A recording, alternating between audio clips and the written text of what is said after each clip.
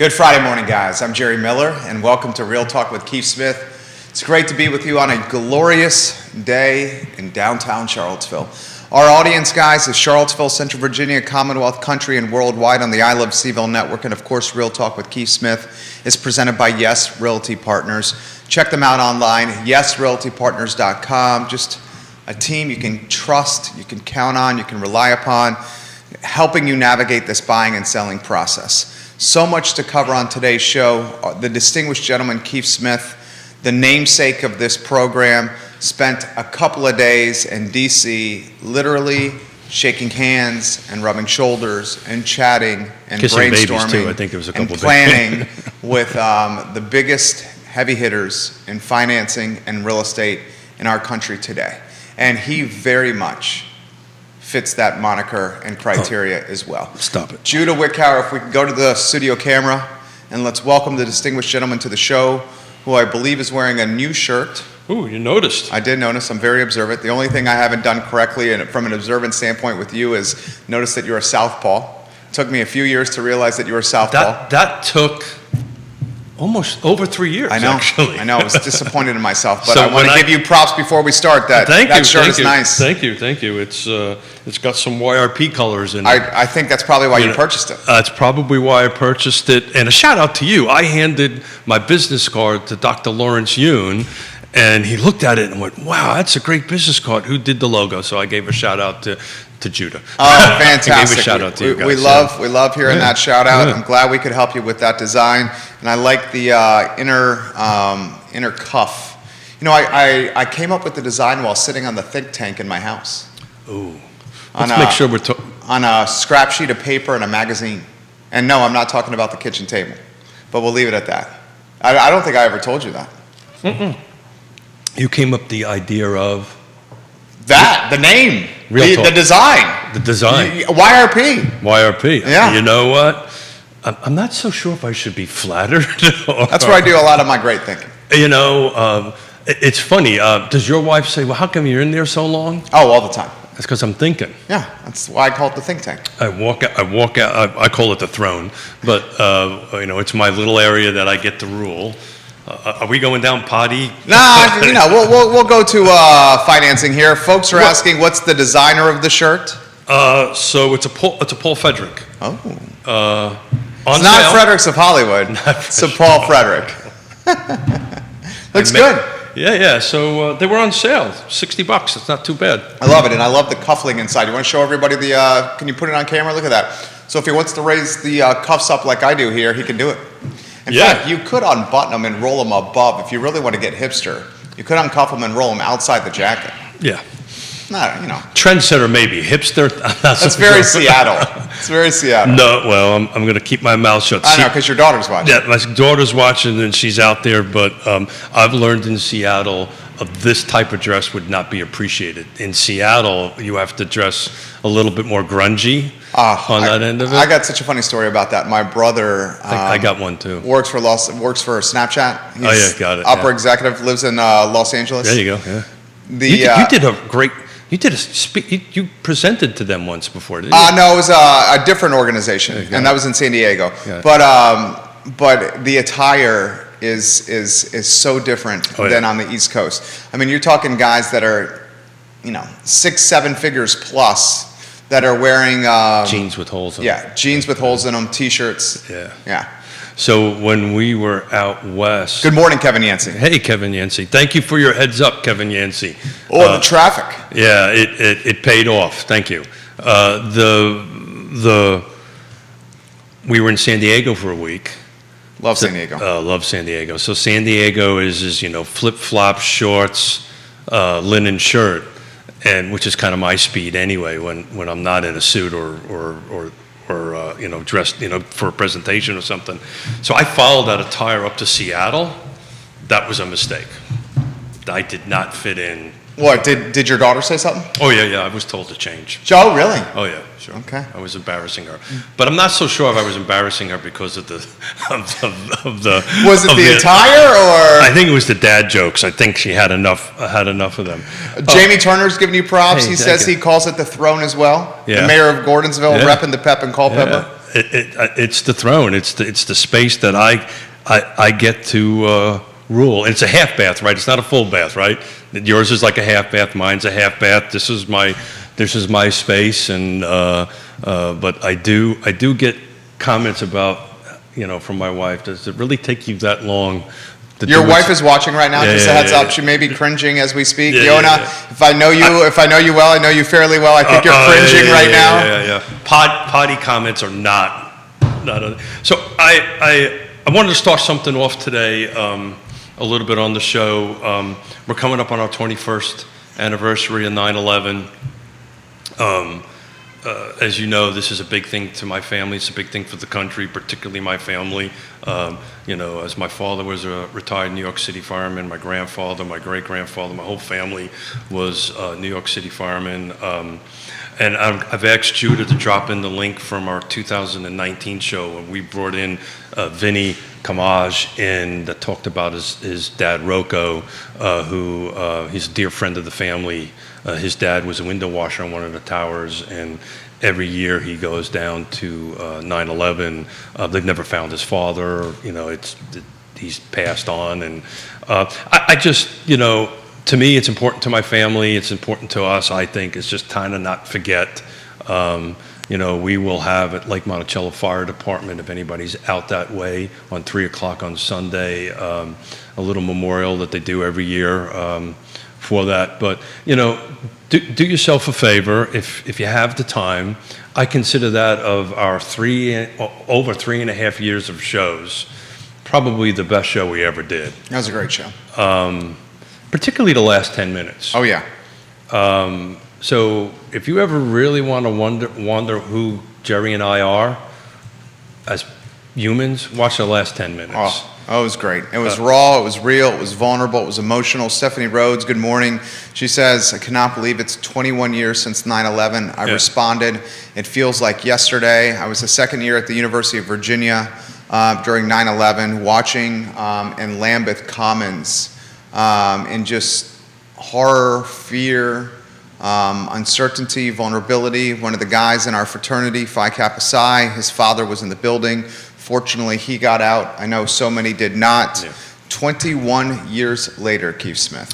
Yeah, 343 New York City firemen passed away that day, or were killed that day. And I knew many of them. I knew many of the kids that I grew up with, went into the fire service.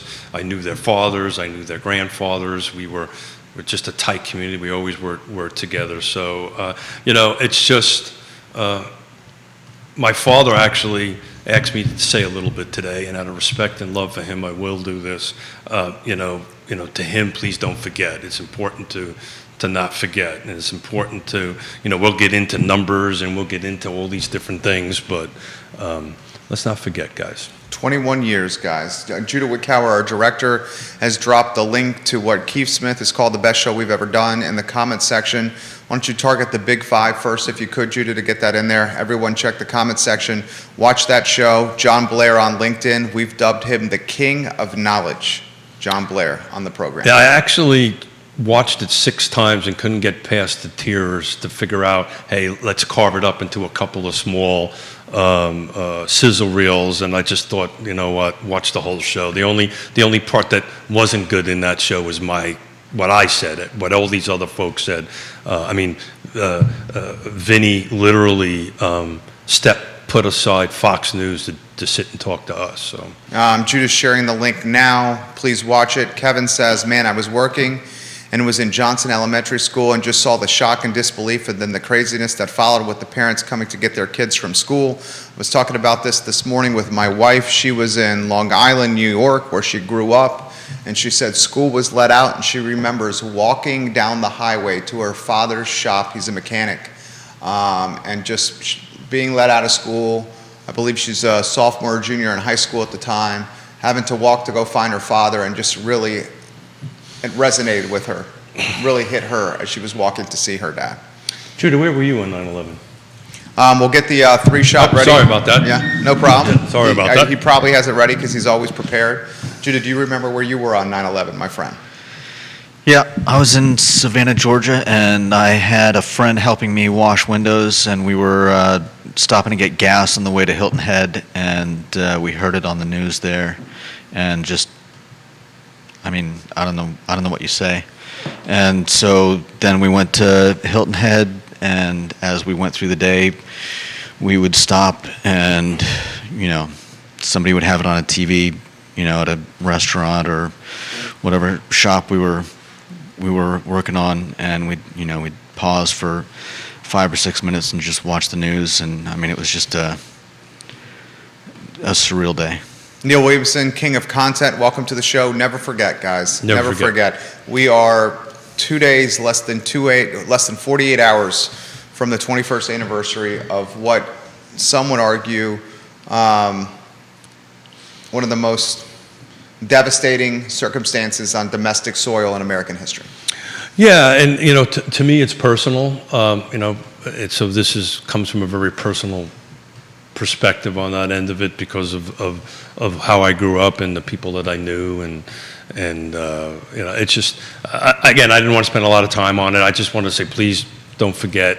If you have an opportunity on 9/11, just take a moment of silence, or if you can make it out to Lake Monticello. Lake Monticello Fire Department puts on a great little memorial every year. There's a couple of pieces of steel that have a cross there. I can't remember if it's the North or the South Tower, but one of the towers that my father helped get the steel there. So if you have an opportunity, go do it. If you're in the city, go through the Fontaine Firehouse, a new one on Fontaine Avenue. There's a cross in the entry there from a couple of steel from one of the towers. So if you have an opportunity to do that, I'd appreciate it. Nicholas Erpy, and I love how dynamic the show is. Folks are sharing where they were and what they remember of 9/11. Nicholas said, I was in elementary school at the time. My father, Xavier Erpy, who's a phenomenal human, told us we were getting dressed in the morning, and I had no clue what he meant. And I remember watching at breakfast the second plane crashing into the tower and just watching in shock. Yancey says, I can't understand how we maintain any type of relations with Saudi Arabia after that. Folks, that's a topic that maybe is for a different show. Yeah, different show. The Saudi Arabia relationship. I think what we'd like to do is just keep it in people's mind. Yeah. That just because we're 21 years from this event doesn't mean we should not remember what happened. And it's impacting many, many people still. Oh, understand. Firemen are dying, policemen are dying from, from diseases, from breathing in all the toxic smoke, first responders, construction workers. Plus the PTSD, plus the families that have to remember. Well, I mean, good night. Well, I'm actually riding my first bike race tomorrow for Valley for the Veterans that is actually helping PDS, post-traumatic stress. I can't even say it because I was talking to Kevin when I got out of the Marine Corps in '86. Right, there was no help. Right, it was like, good luck, have a nice day, kid. It's great to see that. So it's helping. The suicide rate is a little bit out of control. So it is out of control. So don't want to just sure, want to kind of move on. Absolutely. I wanted to take a few minutes and we'll segue to real estate. Let's talk the conference you were at. Let's talk of who was the first, set the stage and who was there. Yeah, so it was everybody. There was the vice president from Howard Hanna, right? Roy Wheeler, Howard Hanna. The CEO was from there. The CEO from National Association Realtors. I was sitting next to Lawrence Yun. I was sitting next National Association Realtors chief economist. You met the founder of RE/MAX Realty. The founder of RE/MAX. I mean, the Long and Forster president was there. There was there was executives from Keller Williams there. There was loan executives there. The room was about 120 folks here, and then Yonna and I. Stop. Yeah. I don't like when you do that. Yeah, well, it was... You earned your place there. Well, we earned our place there, right? So this was due to what we do here. This is how I got this Trendsetter Award, and what we've been doing, my wife and I have been doing, what we've all been doing over the course of these years. I just happened to be the one getting the award. But I think my takeaway from the event at a high level was everything that you and I have been talking about for 3.5 years, particularly what we've been talking about since the beginning of this year, they're just reinforcing. When you have really smart folks with PhDs that are running huge companies talking about what we've been talking about. We've been in a recession. Well, guess what? That's the term that they're using. They twisted around a little bit. They called it a housing recession, which we're going to talk a little bit about what that actually means on that end of it. But also the conversation similar to what we've been talking about. Look, it's a change. There's a shift going on. But it's not 2007. It's not 2008. Now, there's a couple of things that we've been talking about for the last couple of days. Dude, and Kevin, multiple people have brought this up. I'm going to give some props to Mr. Kevin Yancey. It's a little reminiscence of, so I'm going to go back way further than you. This is very reminiscent of the Clinton administration and who set up, in my opinion, what happened in 2007. I asked questions about that to folks. So do you think we're having not a repeat of 2007, but are we having a repeat? Are we starting to loosen up standards to go ahead and do this? Now, of course, everybody said no. The BOA program is a CDFI. It's going to be heavily regulated. So I don't think that's going to grow into a national trend, but these things tend to grow. So you got to keep an eye on it. And we're not doom and gloom on the show. We're positive Peters and not negative Nancy's on this program. Positive Peters, I like Positive that. Peters. I'm an entrepreneur. You don't get into business for yourself without being positive. 80% of small businesses fail in their first 3 years.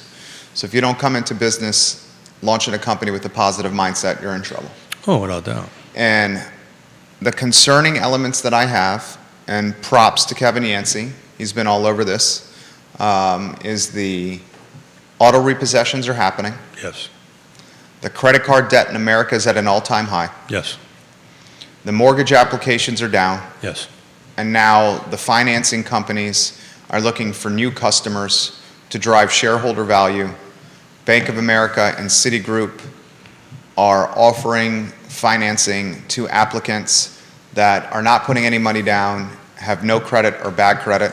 They're utilizing electric bills and cell phones and rental history as opposed to credit scores to justify financing of houses. So the scares the hell out of me. Yeah, without a doubt. So the BOA side of the house, I can speak to. The Citibank was it Chase or Citi? It was Citi. Was yeah. Citibank. I haven't had a chance to And read up on Citi's rolling it out in a lot more than 5 test markets. Yeah, and they're using their own cash, right? So let's talk about the difference between the two real quick. So the BOA is a federally funded program. So there's a pot of money that the federal money is going to give to a CDFI.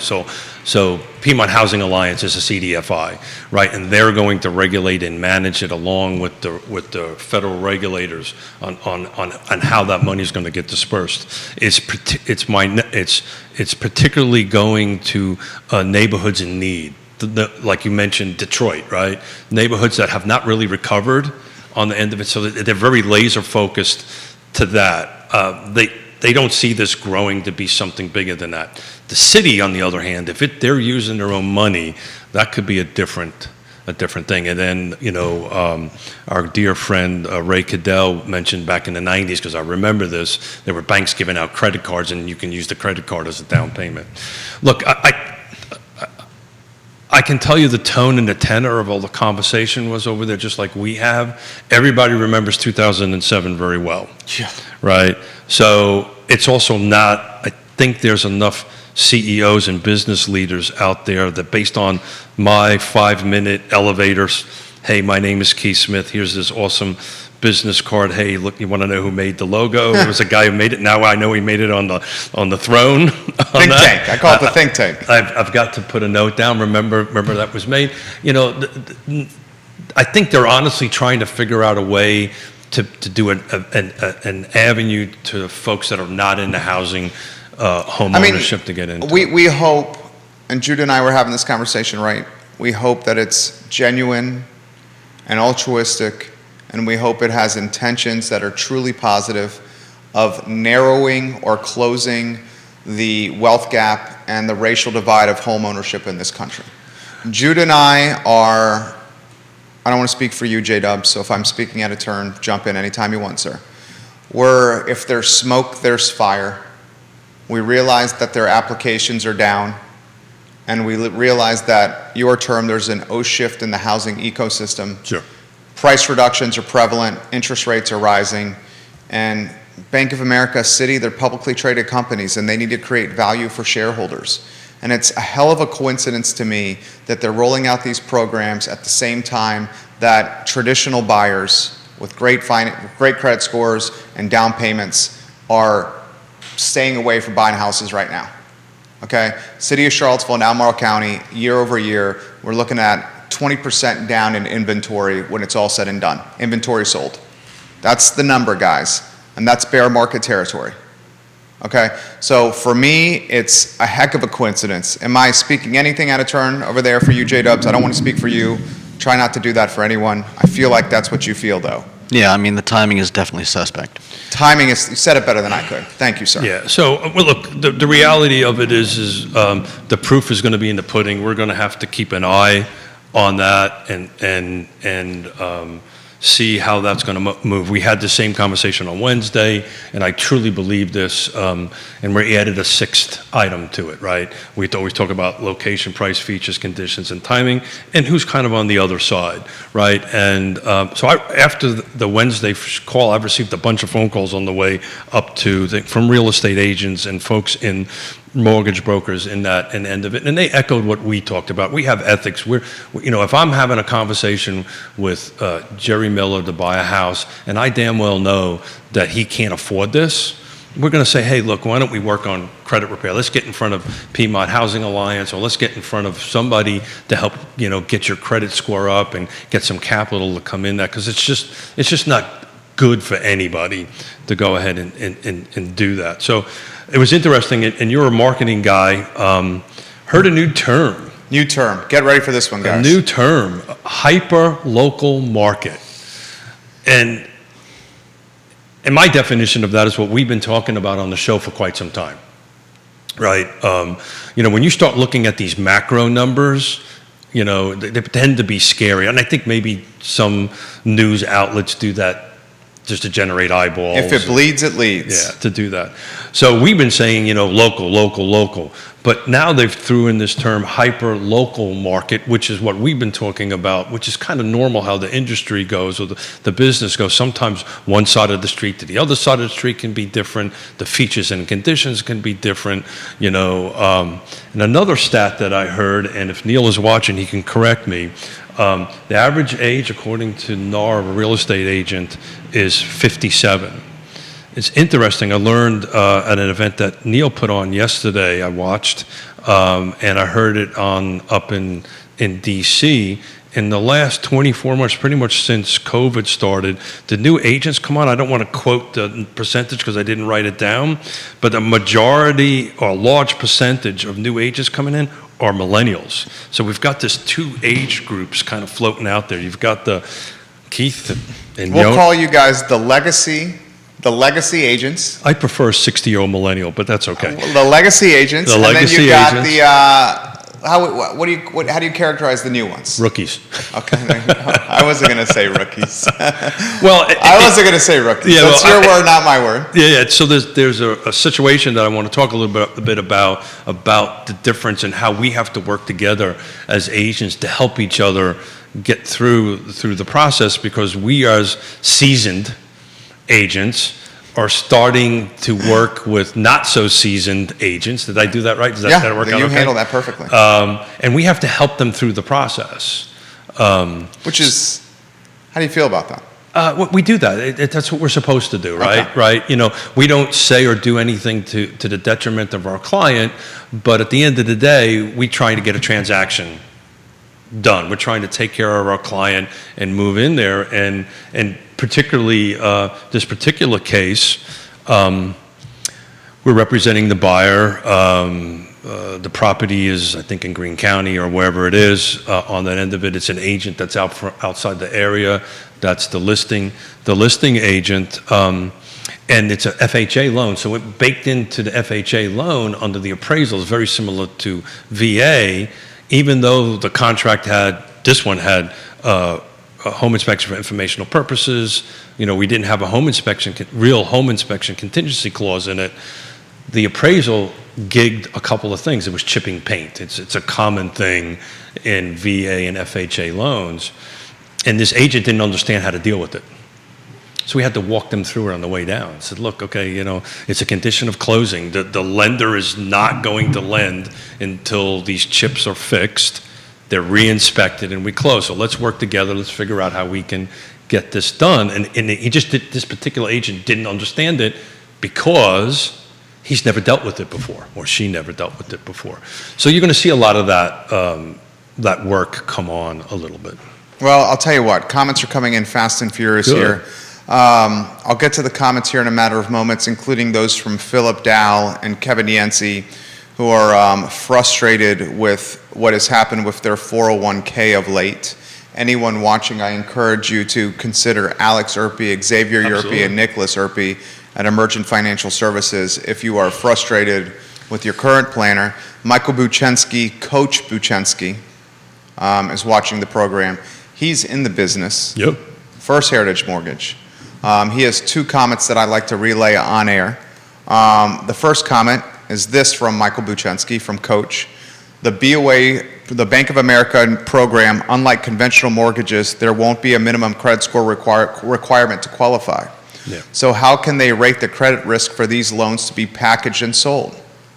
Seems like they will have to portfolio these loans, so they must have a gigantic deposit account of loans to loan gaps on their balance sheets. He also adds this: the program, called the Community Affordable Loan Solution, will be available to people in certain neighborhoods, predominantly Black and Hispanic ones, That's in exactly Charlotte, Dallas, Detroit, Los Angeles, and Miami. That's exactly right. Applicants do not need to be Black or Hispanic in order to qualify for the program.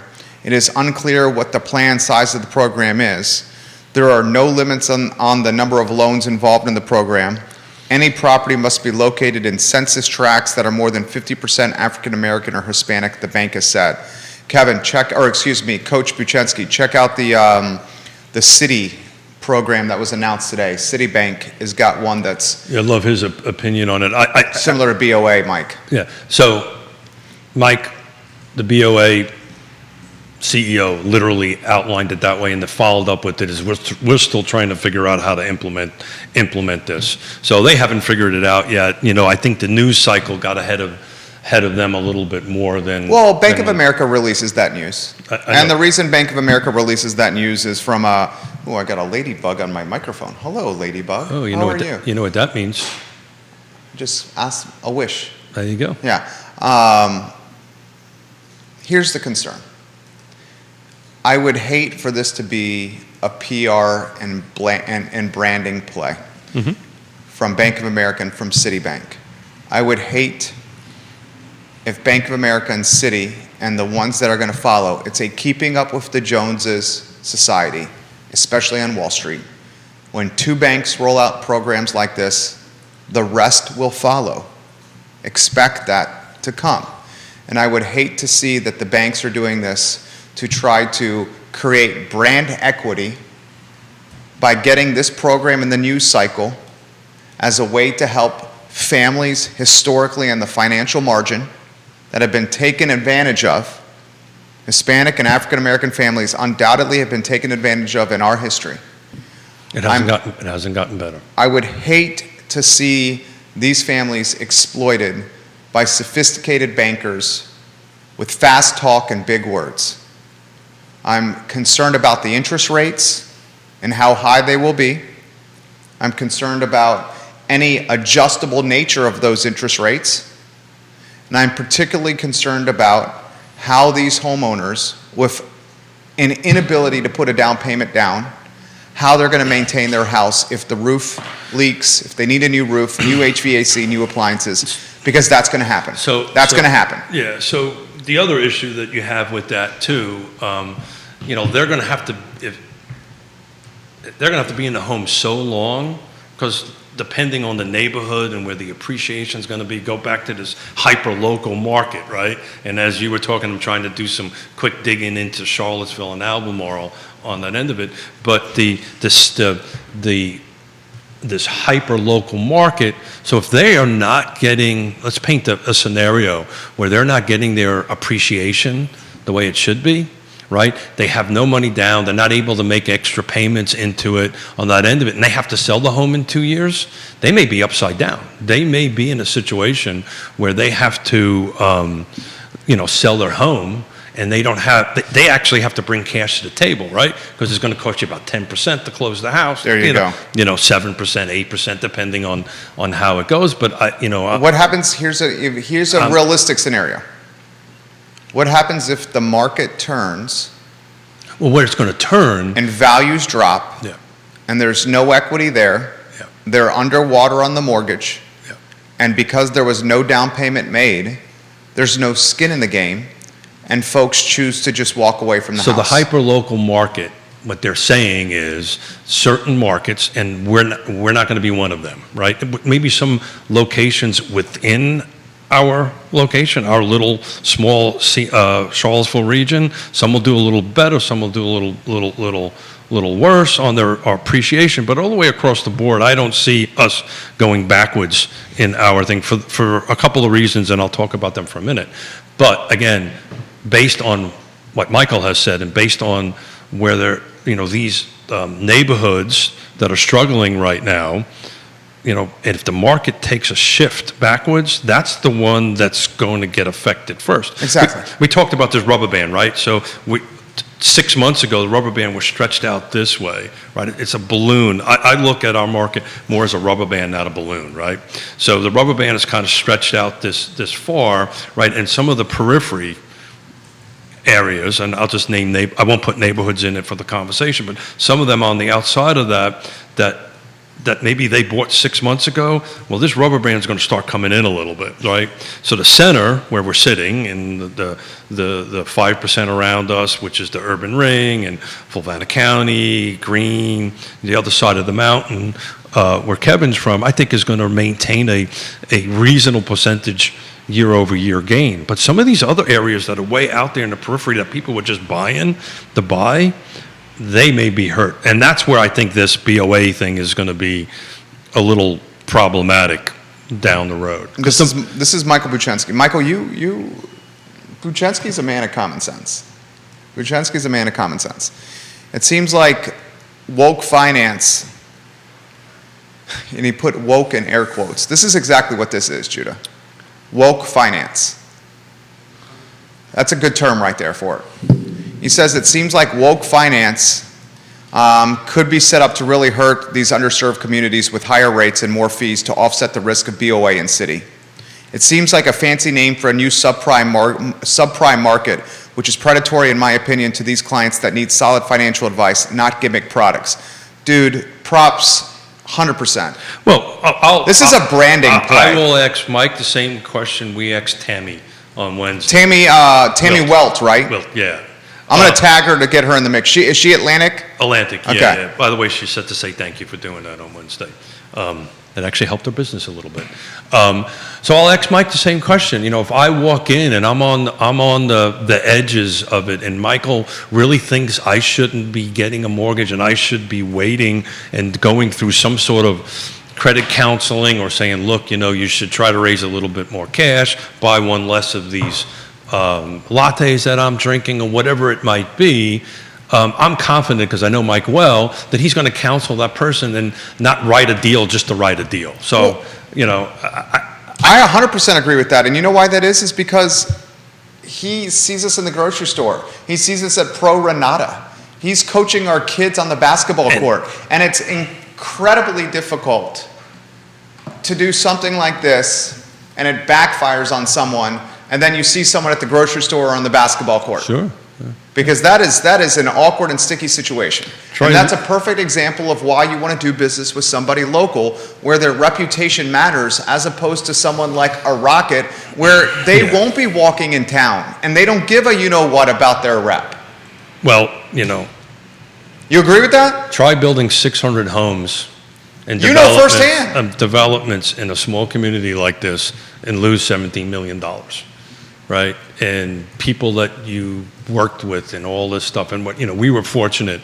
We took care of all our subcontractors and contractors, and, the banks were the ones that, frankly put us in this mess. I didn't really care too much about them. But the regular guy hanging up drywall, I made sure that I took whatever cash I had left and they got taken care of.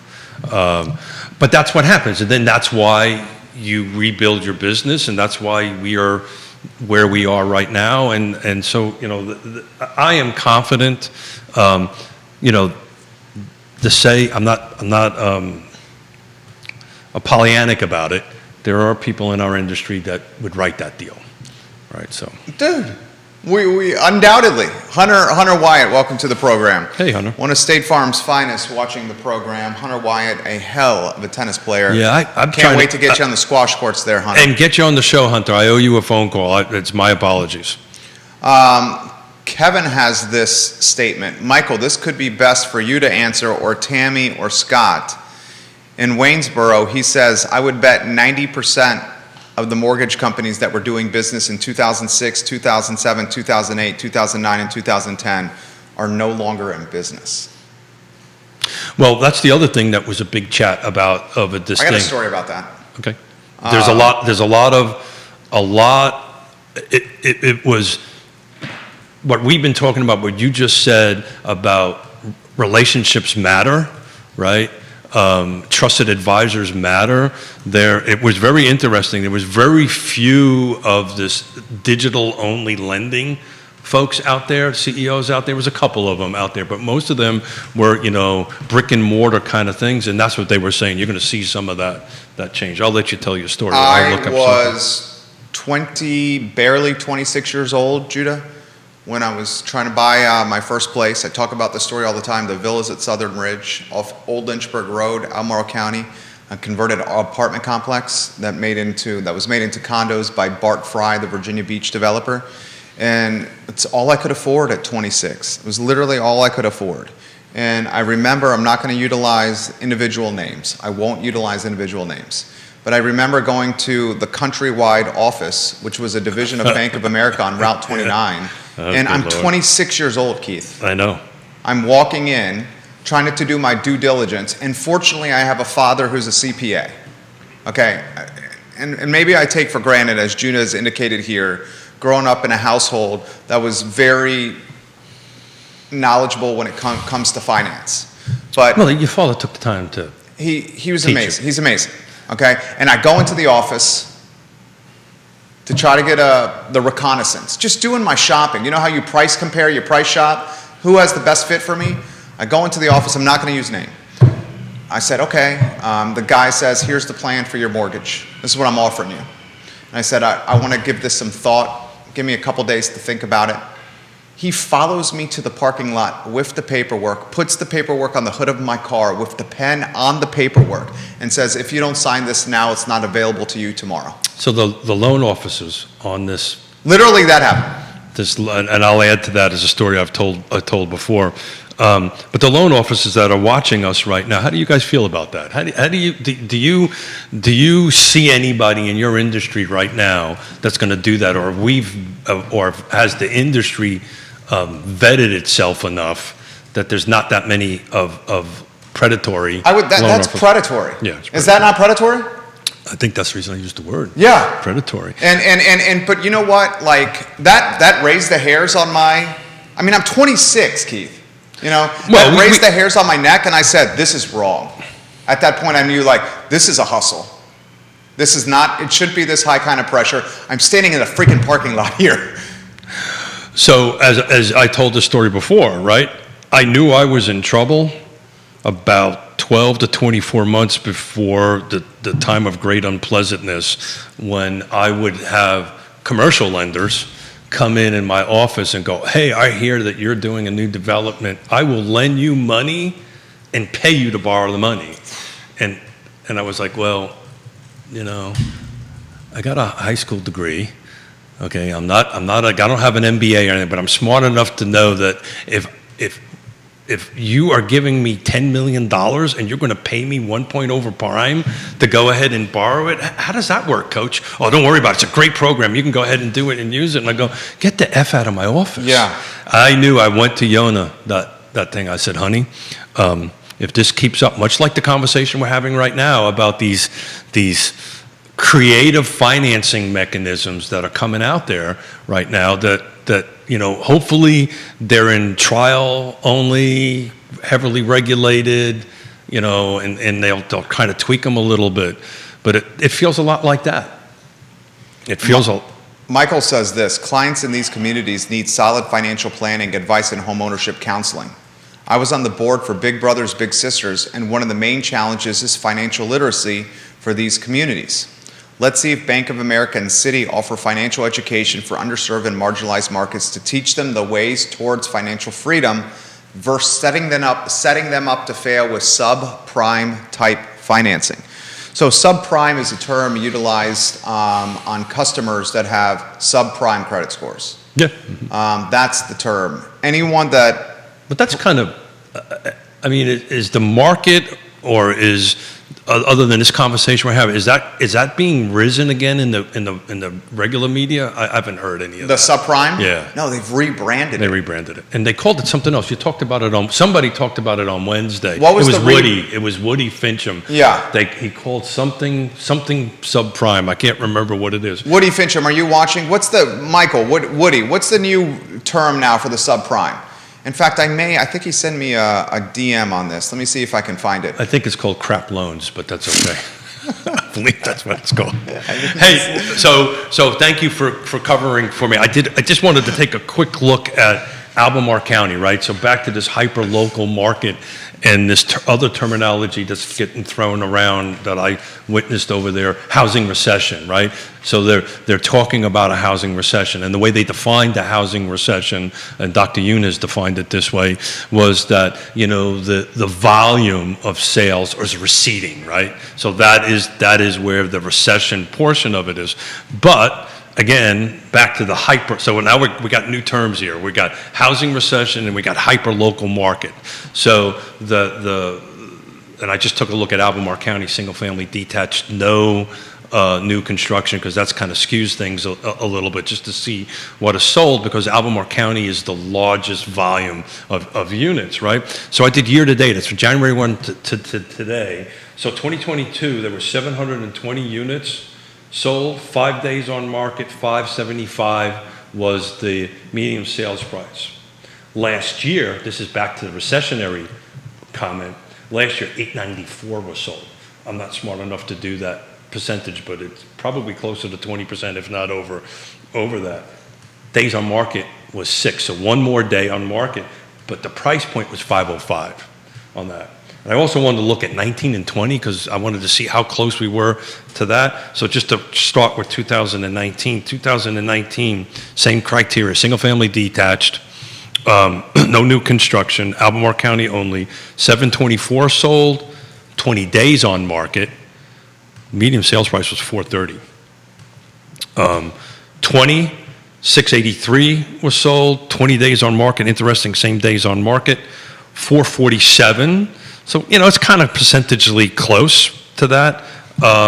So anyway, I think, the recessionary portion of it is the volume is down, but we have jumped year over year in Albemarle County, single family detached only, 70 grand up. So what they were talking about is the volume is going to recede, but at the moment, in the foreseeable future, the values are going to keep on going up. And I actually asked the question, why do they think that? Why are they predicting that? I got an answer for you. Well, you answer it, and then I bet you it's the same as theirs. Why will the values of the homes continue to rise? Mm-hmm. Labor shortages, supply chain shortages, cost of goods are increasing, interest rates are going up. So if a builder's building a house and he has to finance that house and the rate is higher, he's got to pass that additional cost on to the customer.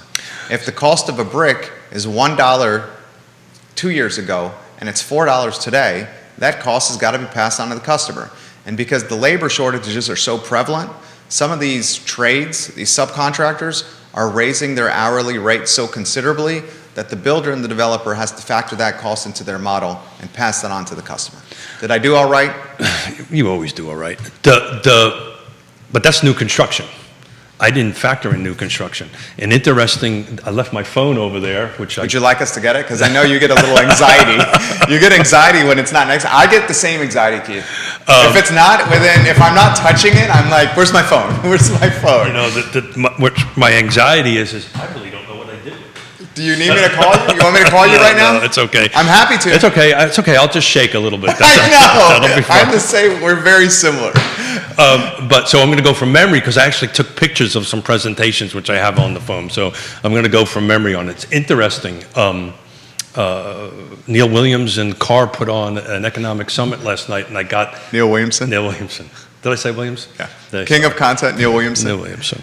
It's the cuffs and the shirt, and not enough coffee. So anyway, so we got back. Yonna and I got back enough time to catch the end of his summit that he does every year at Carr, which is great, and Carr does on it. So I got an opportunity to talk to the National Home Builders Association chief economist and one of their economists that were there. And the real reason why prices are not going to go down is economics 101. Oh. Economics 101 is supply and demand, right? The demand is dropping, right? Because we have percentage of units selling it. The demand is, but the pace of new homes coming on. So I didn't do new homes in there, but it impacts, right? New homes impact existing homes because as new homes come on, it kind of helps loosen some inventory on that. We are now seeing for the first time a reduction in number of units being produced, and I can't remember how many months or years back that way, but I know this much, that we were in such a negative production of 10 years that depending how you talk to Dr. Yoon says we're 5 million units short. Some people say 4. Some people say 4. I heard some people say 3. You know, regardless of the number that they pick, we're millions of units short. So we're not keeping up with people coming in. And the other interesting stat on that end of it is the millennials are big time becoming buyers. It's interesting, they're projecting a decrease in volume when, I think it's Z, what's the next one? Is Yeah, Z. Generation Z. But they have a new one after that, and I can't remember. Judah, we need our generation chart. It goes millennials and then Generation Z. And then there's what? another one. I want to say A, Alpha for whatever. Actually, this question comes up so often that he has a generational chart. Can we go to the It's 3 on shots so we screen. can see your handsome mug? So No, go to I've the got the 2 chart shot. on I'm going to try to screen. get my phone before I What's freak out. what's the year we're looking for? Yeah, you can get your phone. Get your phone here. If you need to go studio or put the chart up or just go to the 1 shot on Judah Wickower, whatever you need to do. The chart's on. Okay, chart's on screen. Oh, it's on screen. Judah, excellent. Gosh, I'd give you a chest bump right now. Very well done. So you got the baby boomers, 1946 to 1964. You got Generation X, 1965 to 1980. You got the millennials, 1981 to 1996. You got Generation Z, 1997 to 2012. And Keith is right, Generation Alpha. It's Alpha. Yeah, early Yeah. 2010s to mid 2020s, Keith. Yeah, so the statisticians, boy, that hurt. You got it right though. That hurt. The statisticians are predicting, there's going to be this huge surge, which there is right now. I bet you when the numbers come out in 2022, you're going to find 50% of the purchasers were millennials on that or over that. But there's going to be a bit of a dip, right? Because the Z and Alpha the volume of people are not as much. Does that make sense? It makes perfect sense. Michael Buchetsky We're having is fun? making me laugh over here. Oh, God, he cracks me up. He goes, thank God I'm Generation X, Wu-Tang for life. A Wu-Tang Clan reference on Real Talk. I think that's a first time, Michael Buchetsky. Oh, that makes me... do you know who Wu-Tang Clan is? I'm going to say no because I didn't laugh. Okay. It was a great reference. You want to people are asking you to put the chart back up, if you could, Judah Wickower. He's going to put the chart back on screen. It's on screen now. Keith Smith, the show is yours, my friend. Yeah, so, I think what's going to happen here, it's just what I heard on that end of it, is we're going to be in this hyper-local market. The need to have a trusted advisor and a professional that is professional, caring, and trustworthy on that end of it. All the folks that are on that feed right now, it's going to be more important than ever to go ahead and do this. And then us as professionals, we have to help the young folks or the rookies or the newbies or whatever terminology you want to use, that they've never went through this before, right? I mean, we have to help each other through this. We're in it. There's going to be a percentage of let's be realist about it. There's going to be a little bit of an adjustment of volume of agents. What does that mean? Yeah. Speaking directly. Yeah, speaking directly, as the market becomes more challenged to go ahead and actually make a living at it, and you need to have certain skills that you may not have or have not been taught, you're just going to get marginalized and moved out of the market. I see that happening too. We're seeing that with the restaurants right now. Yeah, look, the according to NAR, and depends if you believe the stat or not, the average real estate agent makes around 40 grand plus or minus on that end of it, and I think it's less. Well, I think it's 34, but yeah, it's the average real estate, Yeah. according to NAR, is at 34K. Yeah. I struggle with that number. Well, it makes sense if you consider the hobbyist agents. No, but if you look at another stat on that, almost. Oh, you think it's less? No, I think the number's high. I think what they make is actually higher. So if it's an average and we have 100 people doing something and 50% of them haven't done a deal, the 100, in other words, you have to really factor out who's not actually. There's a lot of folks that have licenses that don't do transactions, that don't do the business, right? They just hold their license. Are they part of it? Are they not part of it? I haven't had an opportunity to dig into those numbers. So I think it's a little higher than that. But let's use the NAR number of 34, right? That's not a lot of money, folks, right? And all the work that you have to do into it, you have to pay for your own phone, your car, right? Oh, by the way, $34,000 is a 1099. You got to pay taxes on it. So you got a question. I got a text message here, and it's the gentleman has asked that I not use his name, and I want to caveat by saying this is not the CEO of Emergent Financial Services, our friend Alex Zerkby. It is not him. It is, however, the CEO of, I'm going to characterize this carefully so I don't blow up his spot, of a Why don't you just of a bank locally. got it? Okay, watching our program. And he said this: the Bank of America and city programs that you guys are discussing was the topic of this week's of today's weekly meeting. This program terrifies all of us in our boardroom. It is the beginning of what we think could be 2008, 2009 again. We talked about that on Wednesday. That's what we talked about. We talked about, you ask me all the time, what's going to make 2006, 7, 8 happen again? And what made 2006 and 7 happen again is what happened under the Clinton administration. This feels a lot like it.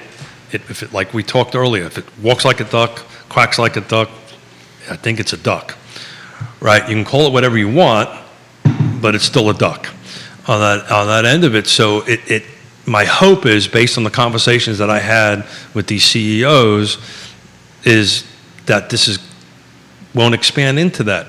But everybody in that boardroom, for this lender, everybody who's listening to the show, everybody in my industry, everybody in the loan industry on this end of it, we need to call this stuff out. When we see this happening, we have to advise our clients. That's what we try to do here. Yeah, that's. And I caught some flack from, and I'm not going to utilize her name, a realtor locally over the weekend about this program, and she Real Talk or your on my Facebook page. Got it. And she was just constantly on Labor Day all over my Facebook page. Okay.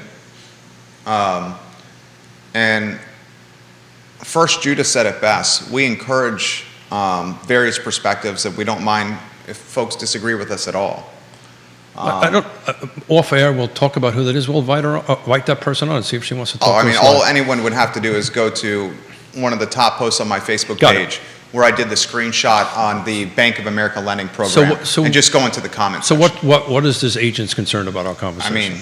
The concern was that if we don't offer, backing and support of this Bank of America program, then we're not helping marginalized families get houses and are racist.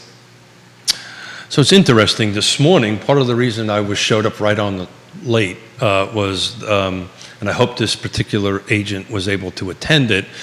We did what they call a latte and learn for the Piedmont Community Land Trust. I think it was great. It was well attended. A bunch of real estate agents came on, and Greg Slater did a great job, and Shekinah Mitchell of leading it. I was just on there to answer any questions as the chairman that anybody might have. But look, we are putting 24 families in Albemarle County that are affordable housing buyers on that end of it. So there's avenues out there to go ahead and do this. And Fulton Bank has created a portfolio program which they can use, and there's other lenders that are trying that are creating these programs to go ahead and help it. And I personally am dedicating a lot of time and energy to help affordable housing. Pro bono. And frankly, the leadership award, the Trend Center award I got was because of that, frankly, and what we do on the show. So, there's programs out there and there's opportunities out there to help. I would be more concerned about the predatory nature of that on the marginalized neighbor buyer. And that's what I would be concerned about that. That's my concern. I'd be concerned about that. And that's the whole point of what we're trying to do at the network and Real Talk and social and how we utilize it is to utilize it for the good. Even if it may be unpopular in the moment, we do it because of the intentions of good. Yeah, sure. So, So the short answer is yes, we want to support anything that can help marginalized buyers become homeowners. Absolutely, on that end of it. But there's a double-edged sword to that, right? We also want to make sure that we're setting them up for success, not for failure, right? And if and literally the program that we have, there's a reason we partnered with Piedmont Housing Alliance, the Piedmont Community Land Trust on this end of it. If there is a buyer, we have a 20-to-1 ratio. 20 people come in to try to buy one of our land trusts, spits out one buyer, mainly because they You vet it. Well, mainly because they need help with credit repair, they need help with home ownership, all this stuff, and then we hand them over to our partner, which was Piedmont Housing Alliance, and they have housing counselors and help them get their credits built and all that stuff, and get to the point where they can go ahead and do that. So whoever that agent is, that person can reach out to me anytime, and I'll be more than happy to discuss options out there. And I have a feeling I know who it is. This is an interesting, you know who it is. Yeah, got it. This is an interesting comment. And that agent knows that I vehemently preach this on my sleeve. Oh, anyone who watches Real Talk knows that. Yeah, I mean, you don't even have to stand up for, justify it. I mean, we all know where you stand. And we all know your character. Good, because I don't want to get up. I'm going to sit down. I don't know where my phone is, so I'm really freaking out about it. It's probably in the car, in the truck, right? It's probably in my truck. Yeah. You got you can use the iWatch to find it if you want to buzz it. The swipe up and then find the phone. Yeah, except I'm cheap, and I don't have the cellular version. It doesn't need the cellular for that. Because look, you can just go like this, you swipe up, and you hit that function, and then it buzzes where your phone is. Swipe up, and then, it's in the truck. If it's not buzzing, it's in the truck. All right, the phone's in the truck. Let's do this. Keep kind of. MJ Arquette's watching. Queen of Marketing, MJ Arquette, we love her. She says, wow, there are so many comments on your BOA posts. I had to scroll way down to see it. Yikes. Thanks for keeping the conversation going, gentlemen. That's MJ Arquette, who is just class all the way. Absolutely, yeah. So I believe, based on my conversations with the BOA folks, to put a fine point on this, the intent is to help those who are marginalized and marginalized neighborhoods. That's the intent, to go ahead and do that. I've just been at this very long enough to know for 3.5 decades. Sometimes these great intents backfire on it if they're not heavily regulated, heavily looked at, and heavily watched. It is how it happened the last time. So if it truly stays within these four corners of helping marginalized buyers and marginalized neighborhoods, and they do it right, I'm all for it, 110%. I'll go on the record, I'm all for it. But history shows otherwise. But if they don't, then we run into trouble. We get back to the point in the 90s, which is back to my cookie jar analogy. that I thought was awesome, but nobody seems to think is awesome. That cookie jar scenario is awesome, where all of a sudden bankers are giving these marginalized buyers and these marginalized credit cards with these huge spending limits on them and using them to go ahead at 30-40% to put as a down payment or to do something on their home. That's predatory, that's a problem, and that should not be allowed. Kevin Yancey, King of Waynesboro, the road to hell is paved with good intentions. The road to hell is paved with good intentions, J-Dubs. I can't remember how many times I've actually been told that. That's something to remember right there. That is something to remember right there. Here's a good question for you from Grayson. Hey, Grayson. He's watching in Belmont. Mr. Smith. Oh, I'm in trouble now. No, this is a good question. Mr. Smith, are you concerned that the price reductions for the listings we're seeing on the MLS will start impacting values of our homes, especially those of ours that purchased within the last 12 to 18 months? Short answer, no. Okay. That's a good question. It's a great question. Short answer is no. And this is really a Woody Fincham question.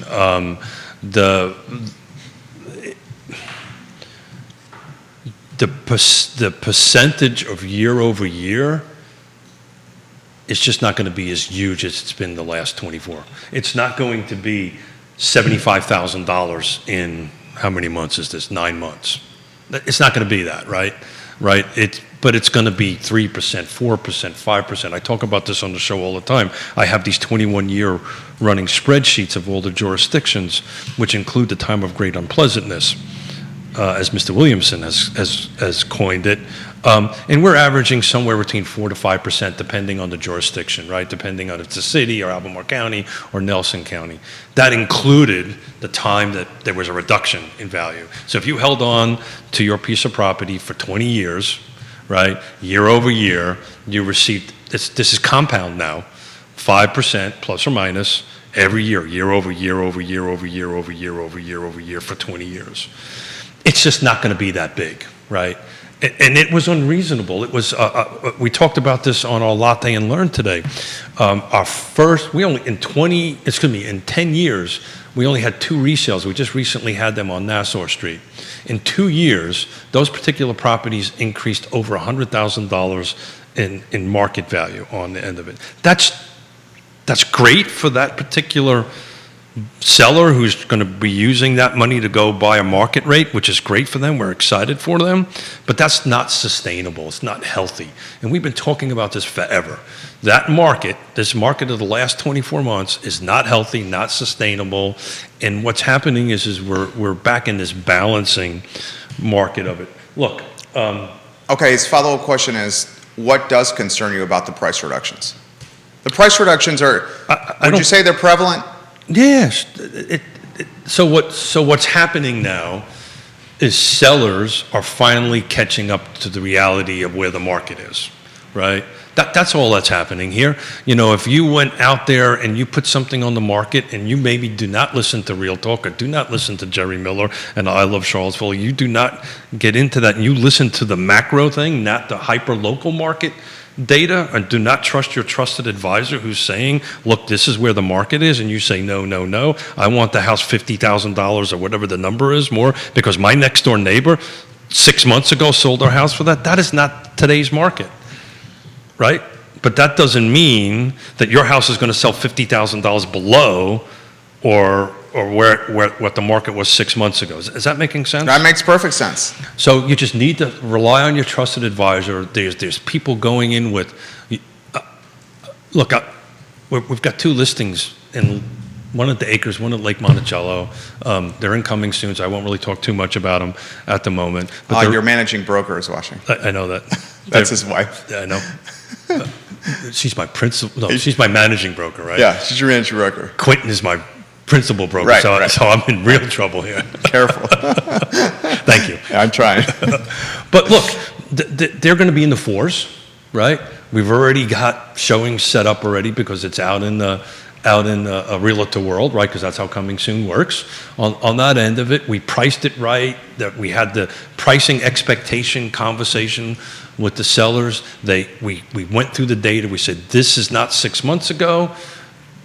but we're here, and this is where the market is today. And it's interesting. I actually flagged something from actually a Keller Williams book, which I am going to go ahead and try. 18 homes currently on the market right now in Lake Monticello. Of those 18, one is new construction. It's proposed.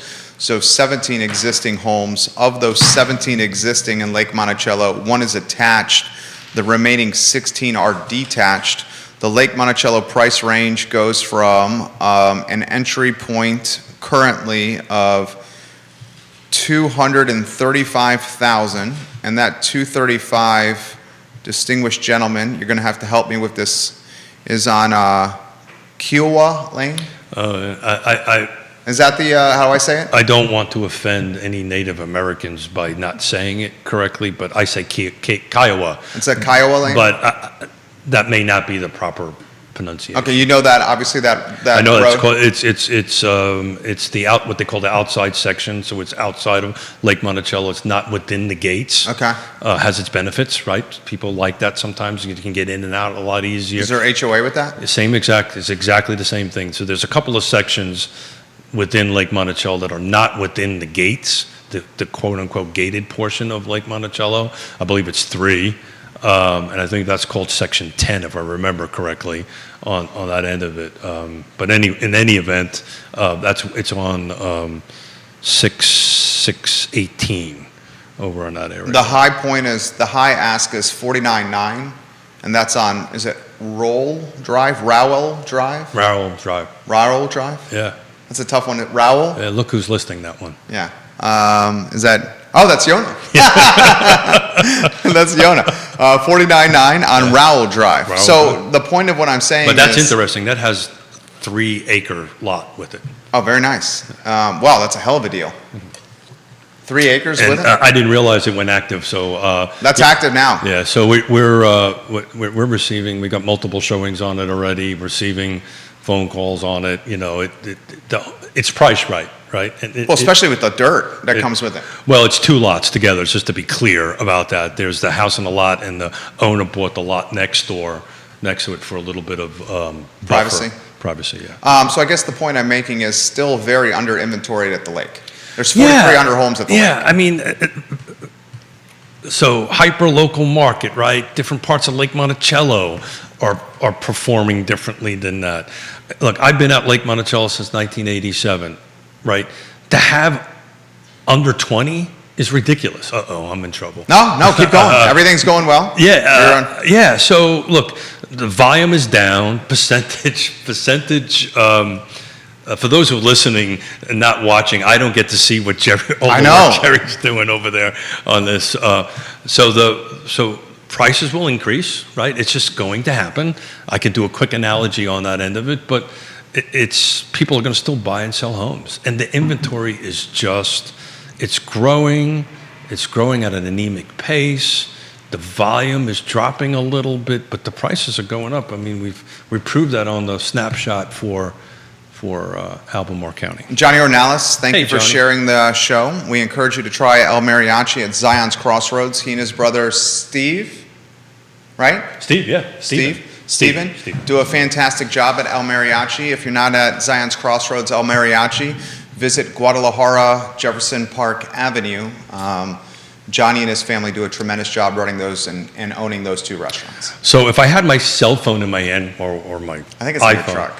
It's in the truck. I would hold it up right now, and I would be saying that, you know, this iPhone, this technology is great, but it's never going to replace the agent. And I really, really believe that because, and I'm going to steal a Gary Keller quote, and I'm going to make it my own a little bit here. But what our job really is to project where the future is going to go in pricing, right? And that's where we have this conversation with Mr. and Mrs. Miller and say, look, I understand Judah sold his home next door for a little bit more. The market has not gone backwards, but we can't add $50,000 to what we think the market is just because 6 months ago. It is a very different market now, but you're not going backwards, right? We're not losing value. It's just going up on an incremental rate. Kevin says, I just put a contract on 4.8 acres south of the area, full price offer, $35,000 for 4.8 acres. Good job, Kevin. Hope Well you got a played. study period. Please tell me you got a study period. Do you want to tell it to him again? Please get a study period if you haven't gotten one. Explain the study period. Yeah, so land contracts are a little bit different than residential purchase. There's you can negotiate. It could be zero if the seller and the buyer wish not to do it. But what it is typically you get 30, 60, 90 days. It's baked in to make sure the soil is good. Can I do what I want with it? It is at the sole discretion of the purchaser to go ahead and do that, because you could potentially buy a piece of property and find it, depending what his intended use is, right? If it's to put a home on it and find out, oops, I can't put a septic field in here. Oops, I can't get a well. And now you have a certain amount of acres. So that's the intent. There's two study periods in it. One for, hey, what can I do with it? The other one is for soil and well. You've got to go through the process, right? You've got to actually bring somebody in to test and do all this kind of great stuff to determine where it works. But, please never buy a piece of property without doing a study period. Good advice right there from Keith Smith. Pass that along. Time flies when you're having fun, Oh, my God. right? It's truly enjoyable sitting across from this man 3 days a week. My friend, how about some final closing thoughts and some perspective for the viewers and listeners? Please don't forget 9/11. If you have an opportunity to make it out to Lake Monticello Fire Department, please do that. You can Google it. It has the time. I think it's 3 o'clock, but I may be wrong. Just double check it on the Google. Flat out honored to get this award of Trendsetter. I can't even say it, Trendsetter. I'm not worthy of it, and I believe that. And I know you're going to disagree with me, but I'm not worthy of it. I'm just happen to be the recipient of it because there's so many people that are underneath me that make me do what I can, give me the ability to do what I'm doing, including everybody in this room, mostly Liza, but everybody Liza's the dog. in this room, my family, everybody that I've been involved with for decades and decades in this business to go ahead and do this. I'm flat honored. The reality of also is I've realized what you and I do 3 days a week impacts people. Pressure is a privilege. It impacts people. Sometimes we make mistakes. Sometimes I make mistakes. If I do, I apologize for them and move on. This is a live show. Yeah. On that end of it. But rubbing elbows with these CEOs, rubbing elbows with these folks that are, have these huge degrees and really are the smart people. What we talk about 3 days a week is in essence exactly what they're talking about. We just do it in a different format on that end of it. So we're on the right track. We're saying the right things. Trusted advisors, our partner tab, please pull it down on Real Talk with Keith Smith on it. These are trusted advisors. These are folks that will navigate you through this process. And I'm just flat out honored, man. I really feel like I don't deserve it, so I just wanted to say thank you to everybody. He very much deserves it, guys. You see the humility, the character, and what the man and his beautiful wife are all about. His name is Keith Smith. Their team is called Yes Realty Partners. Yes Realty Partners. This show and all of Keith's shows are archived online. The website is realtalkwithkeithsmith.com. realtalkwithkeithsmith.com. Judah Woodcower is the North Star of our infrastructure. My name is Jerry Miller, and this show has truly been a pleasure. Please remember 9/11. Never forget. The I Love CVille show is up in 55 Please minutes. pray for me and I find my phone. Please pray for Keith I need as to he find looks my for his phone. phone. So long, everybody, and thank you kindly for joining us. We'll see you in 55 minutes. Take care.